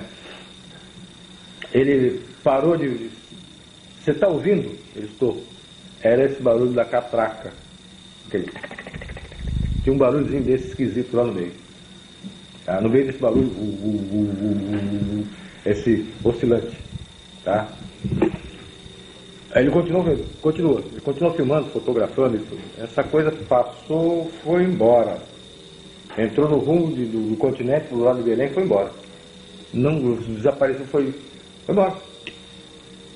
Tá? Aí, bom, agora piorou, agora mesmo só sai daqui quando vi mais coisas, porque agora está pintando que pode acontecer mais alguma coisa na frente. Era mais ou menos, isso foi 11 horas, 11h30 por aí. Tá? No relatório está a hora certa, eu já faz tantos anos, mas era em torno de entre 11 horas e meia-noite. Tá? Nós começamos a conversar, a comentar, pô, mas que troço esquisito, você viu janelinha? Aí veio a história de detalhamento, pô, mas que tal, parece uma bola de futebol americano, parece, pô, não sei o que, tudo bom. 1h da manhã, entre 1h30, no relatório está preciso isso, ela veio acompanhando a mesma luz, só que não era mais âmbar, né? Era uma luz azul, muito forte. Ela veio acompanhando a lateral, a margem do rio oposta onde nós estávamos. Ela veio acompanhando e a gente vendo, olha ali. Olha lá, e veio. Quando chegou na direção da ilha, ela entrou na direção de Belém. Mas estava muito baixo. Na altura das árvores, passando a copa das árvores. Mas uma luz muito grande, um troço enorme. Essa foi a situação mais complicada, o caso mais extraordinário que o senhor viu dentro do projeto da Operação Prato? Foi. Ela aproximou, ela entrou para o Belém, depois ela voltou na nossa direção. A gente estava vendo que tinha uma luz lá embaixo, através das árvores, a gente via que aquela luz tinha penetrado pela mata dentro. Mas ela voltava na nossa direção. Ela veio e ficou postada na nossa frente, na outra margem do rio. Sabendo o que vocês queriam. Parou na nossa frente, e depois eu fui, por curiosidade, depois por questão de exatidão do relatório, eu fui medir essa distância, 60 metros. Tá? Ele parou e ficou parado na nossa frente, aquele monstro, um sol azul. Era um brilho muito forte, mas que você podia encarar, você podia ficar fitando. Ela não te machucava a vista. Janelas? Não via nada, só via aquela luz muito forte. Tá? Muito forte, um azul estranho, mas muito alto, muito grande, um sol enorme na nossa frente. Imenso, um troço inacreditável, incrível. Nós ficamos parados olhando, e agora? Aí eu fiquei com medo. Eu disse, pô, agora está muito perto. Estava do outro lado do rio. É menos do que a distância de gol a gol no campo de futebol. É imenso. Tá? Parado aquela coisa na nossa frente. Nós ficamos olhando, ele demorou assim uns 3 minutos, talvez, com essa luz azul, e a gente olhando, e ninguém falava, e filmando, fotografando e tal. E a gente olhava e disse, porra, agora? De repente essa luz azul apagou. Pum! Rápido. E apareceu o que estava atrás dessa luz, o que estava emitindo essa luz. O objeto era essa bola de futebol americana que estava em pé na nossa frente. Uma bola de futebol de 100 metros de altura. Tá parada na nossa frente. Não vi janela nenhuma. Era um objeto diferente, então. Devia ser o mesmo, mas devia estar com o interior apagado, sei lá, alguma coisa assim. Não dá para, eu não te digo que vi janela. Tá? Vi aquela bola de futebol, aquela coisa na nossa frente. Ficou mais algum tempo e de repente ela ficou com medo. E agora? Todo mundo ficou com medo. E agora? Se esse cara vem e carrega a gente, como é que fica? Ninguém sabia o que ia daí para frente, o que ia acontecer. Coronel, o senhor está falando que esse tipo de ocorrência que o senhor está me descrevendo, que acontece na Amazônia, não é uma coisa comum em muitos lugares do mundo. Não. Não é. Isso é uma coisa extraordinária. Dentro da ufologia, são depoimentos, primeiro, absolutamente qualificados, que foram feitos por várias testemunhas, o objeto é visto por várias testemunhas, todas elas qualificadas, e dentro de uma função militar que é justamente ligada a isso. Agora, o que na sua opinião é o objetivo dessas naves? Na sua opinião, essas naves insistiam tanto em aparecer no Nordeste, na Amazônia? Enfim, o que passava pela sua cabeça? O que era isso? Vou te responder uma conclusão minha, pessoal. Essa conclusão eu expus a alguns amigos sérios, porque ufologia eu trato com muita seriedade. Passei a me interessar muito mais depois que a aeronáutica parou, eu continuei interessado no assunto. E para mim é um assunto muito sério. Eu descarto muita coisa de avistamento que eu não vi, não tenho certeza. Então passei a estudar com muito mais seriedade isso. E fui procurar entender, eu já tinha visto.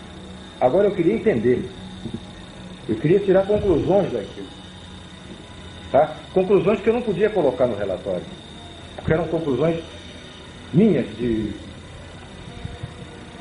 estudar, de procurar entender, que não cabia no relatório. Tá? Eu fui oficial, como eu te disse, eu fui oficial de operações de selva. Tá? Por isso que vem a minha conclusão. Eu fui oficial de operações de selva. E tive muito contato com tribos de índios. E a gente tinha muito cuidado, tinha muita preocupação de não transmitir para os índios alguma doença que tivesse contida em nós, controlada por anticorpos nossos, que eles não tinham, e você pudesse passar para ele uma gripe, um sarampo, uma difteria, alguma coisa dessa natureza, uma tuberculose, porque nós temos esse... É uma tragédia isso. Nós temos isso dentro do nosso corpo, mas controlado. Nós temos... essas coisas existem no nosso organismo, mas o nosso organismo tem defesa, e eles não tinham. E eu tinha muita preocupação de que, involuntariamente, mas mesmo cumprindo a missão, eu tivesse transmitido isso para os índios. Felizmente nunca houve um caso desse, eu não me lembro de ter involuntariamente danificado algum índio dessa forma. Essa era uma preocupação minha, E eu fui concluir uma outra coisa com respeito a o porquê que eles estão fazendo isso. Se eu fosse eles, eu me coloquei no lugar deles. E eu precisasse de um aparecimento aberto, franco, direto. O que eu teria que fazer? Eu teria que me proteger. Eu como eles, teria que me proteger. Me proteger como? Sabendo que você, Jevaé, você, Petit, você porta dentro do seu organismo que possam danificar o meu. Entende? Eu só podia fazer essa defesa minha se eu tivesse uma amostra do seu sangue, uma amostra do seu tecido. E não foi difícil eu imaginar que eles estivessem fazendo nessas coisas que viraram até como chacota, viraram chupa-chupa, que eles estivessem fazendo coleta de material. Que eles estivessem coletando sangue para ver o que estava contido naquele sangue que pudesse danificá-los num contato necessário futuro. Certo? Então, e não só o sangue, como também material, células. Eu não sei o que essa luz com alta energia, o que ela podia fazer, se ela podia transportar esse material também. Partículas do corpo, pedaços do corpo, tá? Que pudesse ser mais tarde analisado por eles. Ou talvez até hoje está em moda esse negócio de clonagem. Uma partícula que tivesse DNA que eles pudessem fazer uma repetição. Isso já é recente. Na época eu não pensei nada disso.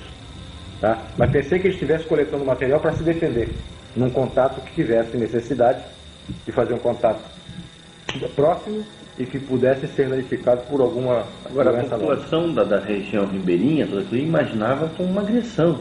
a intervenção deles, né? Claro, eles se imaginavam como se você estivesse sendo atacado por algum ser maldoso, assim, tipo um vampiro, um morcego, uma coisa dessa, Eles que tivesse pensavam em para coisas do danificar. outro Não, pensavam que eram chupa-chupa, que eram coisas que vinham de fora, de outro planeta, e já estão vendo, eles viram formas, viram luz, eles viram formas antes de mim.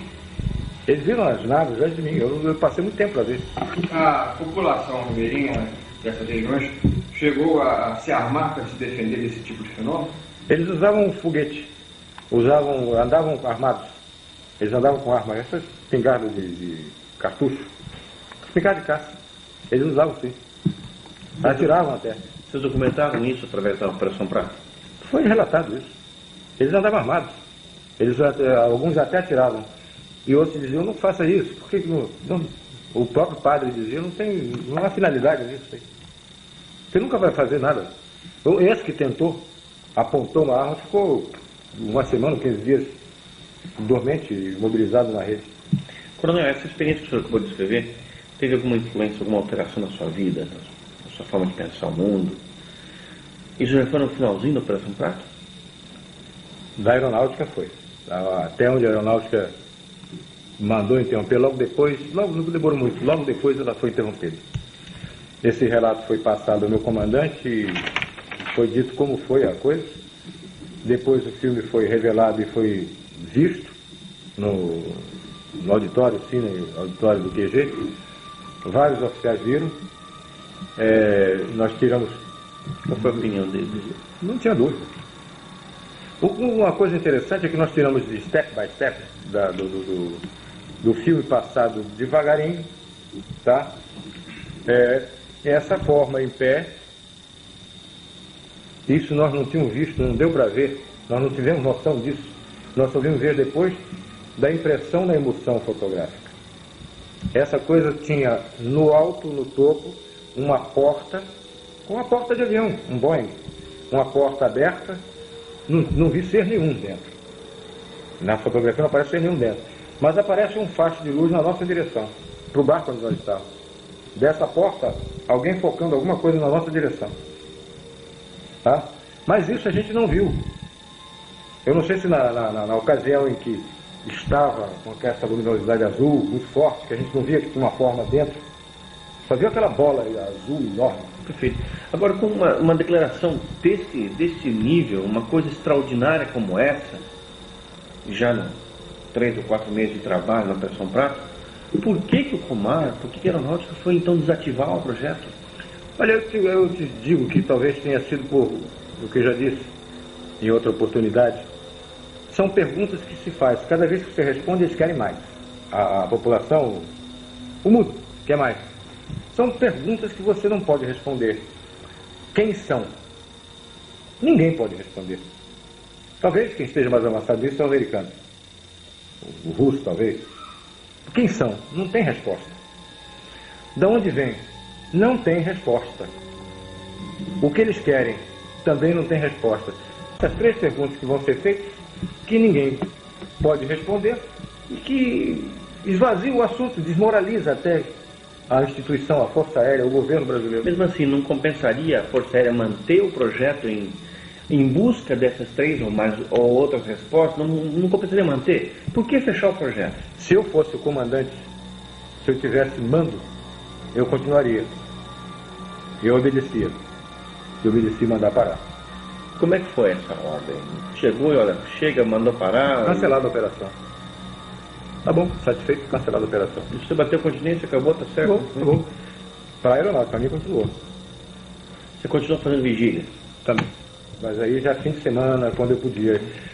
Essa conclusão sobre a coleta de material, fazer um antídoto, uma vacina, uma solução sorológica que inibisse qualquer incidência de qualquer moléstia no corpo desses alienígenas, a partir do sangue ou do material colhido do corpo humano, tá?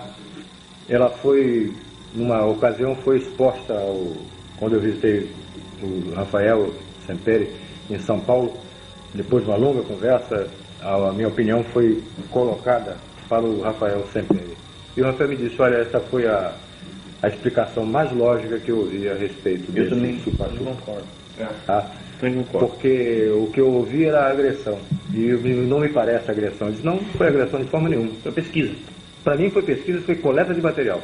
Agora, coronel, o senhor... Foi a mesma posição que foi colocada para o Jacques Vallée, e ele agradeceu e disse, olha, foi a explicação mais lógica que eu entendi, do que eu ouvi até agora.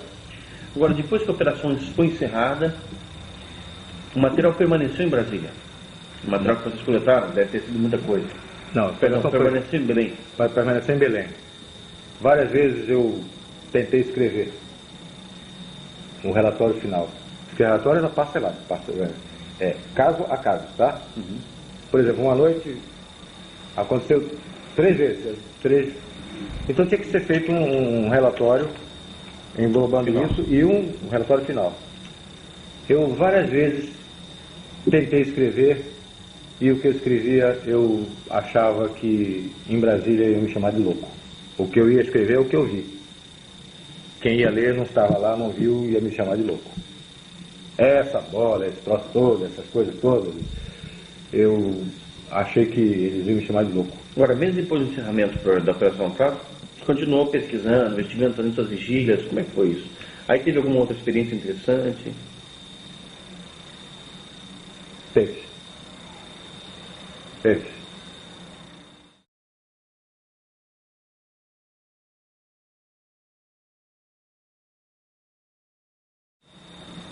Eu uma vez estava em casa, eu nunca relatei isso não. Estou abrindo para você em altíssima confiança pela tua seriedade. Podemos publicar? Pode. Vou repetir.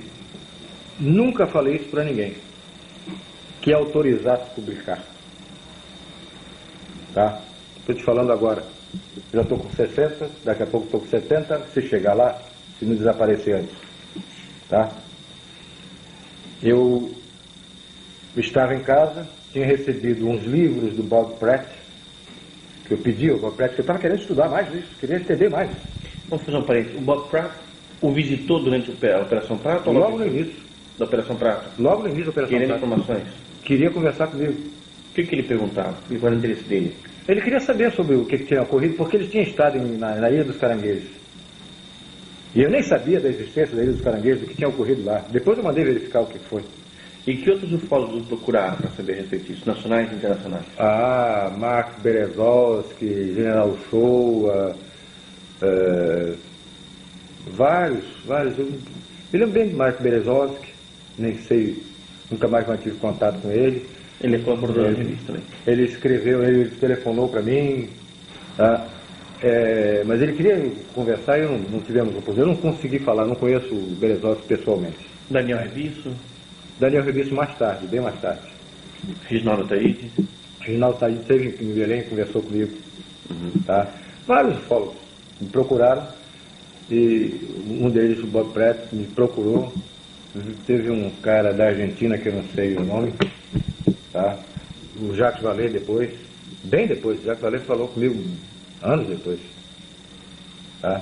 Me deu até um livro presente. E o senhor tinha condição de falar alguma coisa, declarar alguma coisa a esses ufólogos nessa época? O senhor era autorizado? Eu conversava com eles sobre o assunto. Eles viram até algumas fotografias, tá?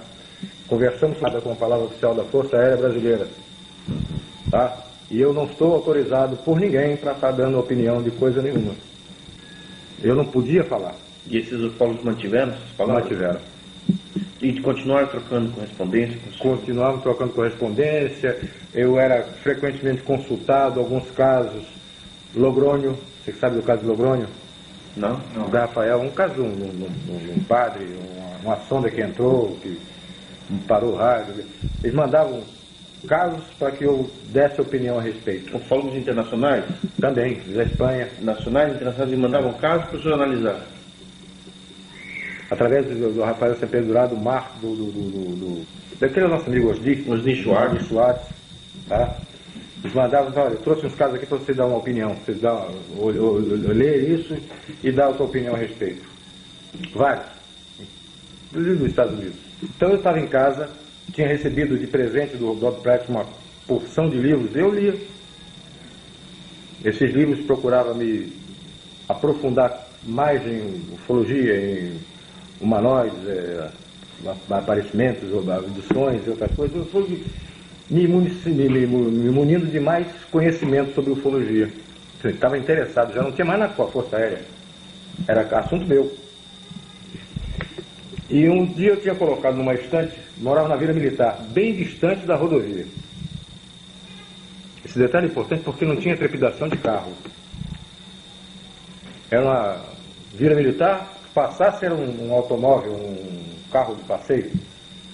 Tá? E os livros estavam colocados, empilhados, um em cima do outro, na minha estante. Eu estava deitado e não estava lendo ufologia. Nesse dia eu estava lendo um outro livro, de Rosa Cruz ou maçonaria, eu não me lembro que era, mas um livro que não tinha nada a ver com ufologia.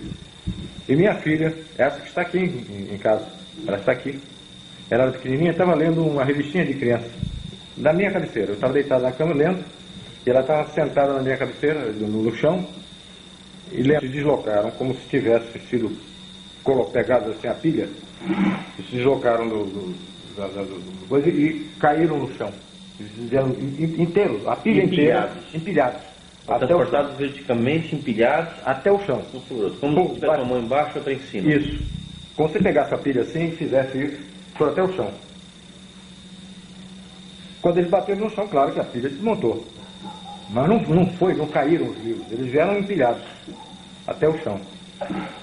Bateram no chão e minha filha se assustou. Nem ela que está aqui. Ela se assustou. Mas, pai, que engraçado. Ela até a expressão de criança, pai, que engraçado. Como é que o livro caiu? Nessa mesma altura do acontecimento, minha mulher estava embaixo, preparando uma madeira das crianças. Eles mamaram até muitos anos. Tá? Ela estava embaixo preparando uma madeira deles. A mesma coisa aconteceu lá embaixo, só que com uma bandeja onde tinham copos e talheres. A bandeja saiu, minha mulher sozinha lá embaixo. A bandeja saiu voando da pia, voou pela cozinha e caiu. Pum! Não quebrou um copo, mas fez barulho. Eu ouvi aquele barulho de louça caindo e me levantei. Antes disso, eu tinha até brincado. Quando ocorreu, logo que caiu essa pilha, foi logo depois que aconteceu esse troço lá embaixo. Eu até brinquei. Peguei os livros, botei no lugar, peguei a pilha de livro, botei no lugar, para não assustar minha filha. Eu até brinquei. Falei, vocês estão querendo que eu leia, eu vou pegar um livro aí e vou ler. Abri um livro com uma página qualquer e fui ler. Logo que eu estou abrindo o livro, aconteceu isso lá embaixo, na minha casa. A bandeja saiu voando e caiu. Pelo barulho, eu pensei que tivesse machucado alguém, que não tivesse cortado, porque tinha barulho de louça batendo. Eu tinha uma escada, era no caso, 2 andares. Eu ia descendo quando ela vinha subindo com os olhos arregalados. Aí eu não fico mais lá embaixo, não. Eu disse, o que era? Não sei, saiu a bandeja voando e caiu. A bandeja não tinha por que sair da pia. É onde você coloca prato todo dia, em copos e não sei o que, toda hora. Ela saiu voando e foi parar no meio da pia, da cozinha. Eu disse, pô, não entendi. Juntei a bandeja e botei no lugar. Aí levei um copo d'água com a minha mulher e tal, tudo bem. Logo em seguida, uns 2 ou 3 dias depois, ela já estava dormindo, eu estava deitado. E estava fazendo uma espécie de desligamento. Fazendo uma mentalização. Pô, estava fora, estava bem desligadão. E era em torno de meia-noite, mais ou menos. Eu estava deitado, minha mulher do meu lado, na cama, e eu estava deitado de lado. Estava deitado assim de lado. De repente, no meu quarto, um clarão muito forte, e um estalido, como se você tivesse ocorrido alguma coisa assim naquela caixa que tem os disjuntores, tá? Como se tivesse tido algum problema ali, aquele estalido muito grande, muito forte. E ao mesmo momento em que iluminou o quarto todo. Eu me assustei, já vi o troço esquisito. E imediatamente após isso, tinha um cera atrás de mim, me abraçando. Até uma situação meio esquisita. O cara me abraçando por trás, eu não gostei muito da história, não. Tá? E tinha um outro na minha cabeceira. Tinha 1,5 m mais ou menos, tipo, vestido com uma roupa parecida com essa roupa de astronauta, essa roupa de mergulho. Volante, neoprene. Então era meio fofo. Não é colado assim, não. Era um troço que, por exemplo, uma pessoa amada parece gorda dentro naquela roupa. Tá? O rosto não vi, mas era cinza chumbo. Tá? Tinha uma máscara como se fosse de mergulho, mas o rosto não dá para te detalhar. Não vi olho, forma de olho, não vi. E eu estava muito assustado. E aquele bicho atrás me abraçando. Me abraçou, me apertou e falou no meu ouvido em português, com um som de... Hoje a gente ouve até nessas... Parece computador. Voz de computador, aquela voz assim, ó. Metalizada. Metalizada, uma voz assim. Falando no meu ouvido, disse, calma, não vamos te fazer nenhum mal. E sua mulher nessa história? Continua dormindo. Ela nem sabia de nada. Ele, calma, não vamos te fazer mal nenhum. O cara me abraçou, eu olhei assim, esse baixinho estava aqui na minha cabeceira. Eu estava ao contrário dela. Logo em seguida o outro estalido e o clarão desapareceram. Eu fiquei muito assustado. Houve alguma situação de perda de tempo? Não me lembro. Não me lembro porque eu fiquei depois raciocinando, pô, será que eu sonhei? Será que eu... que foi um troço esquisito? Mas 2 vezes eu estava, quando eu acordava do primeiro estalido, pulo o segundo estalido, e essa troço todo, eu digo, porra, eu não entendi. Eu não me lembro se eu desci para beber água, eu acho que eu desci e fui beber água. Um troço desse qualquer, foi tomar um risco, sei lá que porra. Não, esse tipo de coisa incomodou nos dias seguintes? Não, no dia seguinte. Voltou a acontecer? No dia seguinte, não. No dia seguinte, eu fui pro quartel. Minha mulher sempre fechava o portão da casa, por causa dos cachorros e por causa das crianças. Eu saía com o carro de ré, quando eu saía, ela fechava o portão. Então ela me acompanhava até o carro, eu entrava no carro, me despedia dela, saía com o carro de ré, ela fechava o portão e eu ia embora pro quartel. Eu tinha, nessa época, tem um fato relativo a esse carro de novo, eu tinha um Alfa Romeo azul marinho. Eu fui meter a chave no carro, o carro estava na garagem, meti a chave no carro, na porta do motorista. Quando eu cheguei perto da porta, a porta do outro lado abriu. E minha mulher estava vendo, ela ficou assustada. A porta do outro lado abriu, sozinha. Eu não tinha tocado no carro. Eu estava com a chave, fui chegando perto. Quando eu fui para abrir o carro, a porta do outro lado abriu. Pá! Abriu. E minha mulher ficou olhando, já tinha acontecido esse negócio de noite. Do livro cair, da bandeja sair voando pela cozinha. De manhã a porta do carro abre sozinha. Aí ela ficou assustada. Eu até brinquei. Olhei, companheiro, você não vai andar muito não, a viagem é curta. Daqui pro Quejeiro, minha casa Quejeiro é pertinho. Companheiro, a viagem é curta. Conversando com alguém imaginário. Aí sentei no carro. Aí estiquei a mão para fechar a porta. Quando eu estiquei, a porta fechou sozinha. A minha mulher ficou mais assustada ainda. Que coisa é essa? Pum, fechou. Eu saí, fui pro QG. Nós está hasteando a bandeira, estou batendo continência e o meu braço esquerdo coçava muito. Eu doido para parar aquele... a bandeira chegar lá no topo e parar o hino, para eu poder coçar meu braço. Eu não podia tirar a mão da pala. Aí o braço coçando, marcou muito, eu... Quando parou, eu cocei, eu olhei e estava vermelho, esse lugar aqui. Eu te mostrei isso, não? Não. Estava vermelho nesse lugar. Eu olhei, pô, esquisito. Tinha um ponto vermelho e todo em torno assim, cor de rosa. E nesse ponto, esse ponto desde essa época direito, de 77 a 8 pontos no mesmo lugar. Tá? Aqui, ó. Aí, pô, passou, eu vivia com esse troço coçando. Eu estava trabalhando, estava fazendo minhas obrigações lá na minha mesa e tal, isso que eu coçava esse troço. Aí um dia, por mera curiosidade, eu apertei nesse ponto. Aqui, presta atenção aqui. Quando eu apertei, parece o troço aqui na frente, ó. Olha aqui, ó. Uhum. Olha aqui, ó. E se eu apertar assim, você vai ver que ele aparece aqui no meio, ó. Passa a mão. Tá vendo? Uhum. Como se tivesse uma coisinha de plástico, um pedacinho de plástico aqui, ó. Olha aqui, ó. Fica pouco mesmo.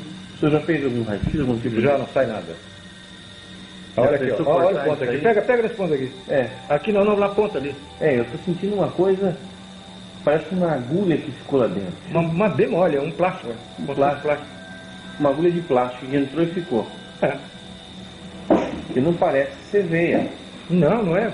O senhor aparece a ponta ali, ó. Vou apertar uma vez aqui, ver se aparece isso. Muito estranho. Tá? Vamos fazer uma cirurgia para isso aí. Eu não. Já me aconselharam, não. Escuta só. Eu conversei depois com a equipe, ó, isso aqui. Os caras ficaram olhando. Aí o Flávio falou, eu tenho a mesma coisa na perna esquerda. Eu acho que é a esquerda. É uma das coxas. Ele tinha isso numa coxa. O Flávio, esse súbito, morreu de derrame. Tá? Ele tinha uma coisa dessa na perna esquerda. Mesmo tipo de coisa? Mesma coisa. E os demais? Não, só nós dois. Só eu e ele. E ele já morreu, hein? Pois é. Toma cuidado. Mas ele morreu primeiro que eu, mas ele na frente. Depois eu conversei com um amigo meu, médico. Mostrei, ele disse, esquisito. Vamos ao hospital, vamos ver isso aí. Fizeram a regulagem do raio-x para só pegar a pele e tal, não sai nada. Uma vez que eu fui a São Paulo, conversei com o Rafael Semperi lá. O Rafael tinha metade do apartamento dele, é ufologia. Tinha arquivos, tinha máquina. Hoje está pior, eu imagino. Tá dentro, imagina. Ele chegou e então pegou uma bússolazinha, pequenininha que ele tinha. Ele chegou, vou dar uma olhada aqui. Quando ele colocou a bússola em cima, ela oscilou. Por isso que eu sugiro, pode ser uma evidência física sem precedentes na coisa. Tá? Ele chegou, colocou, ele fuma cachimbo, né? E ouve muito mal, ele ficou assim, então ele disse, deixa eu ver isso aí. Eu quando mostrei, olha aqui, ó, aparecendo. Uhum. Aí ele chegou, pegou uma bússolazinha pequenininha, parecia uma latinha de pomada. Uhum. Ele botou aqui em cima, a bicha tum, variou. Ele disse, Holanda, isso aí é um troço que eu nunca tinha visto. Conversei com o médico, mandou eu fazer a pesquisa radiológica, isso aí não aparece nada. Aí eu conversei, falei até com o Rafael, eu vou mandar abrir a pele aqui e ver o que é. Rapaz, se eu fosse você, não faria não. Deixa como está. Está te prejudicando? Não. Te incomoda? Não. Hoje não importa mais. Eu já sugeriria diferente, tirar isso aí. Eu não, deixa como está. O senhor entende que o governo brasileiro continua fazendo pesquisas ufológicas, seja na Amazônia, seja em algum outro lugar, a respeito desse fenômeno? Pesquisa como determinação, como programa, não. Não acredito. Não tenho nenhuma informação a respeito. Primeiro porque eu estou fora. Estou na reserva. Tenho muito pouco contato, a não ser financeiro, com o Ministério da Aeronáutica. Tá? Tenho amigos lá, mas eu nunca ouvi falar disso. Que tivesse um programa. Numa eventualidade, ocorrer um fato, o Ministério vai investigar. Como investigou o caso dos F-5, aqueles que saíram atrás. Tá? Mas como programa, não acredito. Não tenho conhecimento. Mas o senhor acha que deveria, então, haver um programa desse tipo, mantido pelo governo brasileiro, de pesquisa? A minha opinião pessoal, eu acho que sim. Se eu fosse comandante, se eu fosse mando na Força Aérea Brasileira, eu faria sim. Eu já tenho minhas razões pessoais. Mas mesmo que eu não as tivesse, se eu fosse comandante, eu mandaria sim. O que o senhor imagina que foi feito da Operação Prato, dos documentos? Acho que estão arquivados, sem dar muito valor a isso. Não tive conhecimento de nenhuma repercussão disso no Ministério da 500 fotografias, dezenas de filmes. Não foram 500 fotografias para eles. Foram as fotografias contidas no relatório. Alguns negativos. A maioria ficou no mar. Em Belém.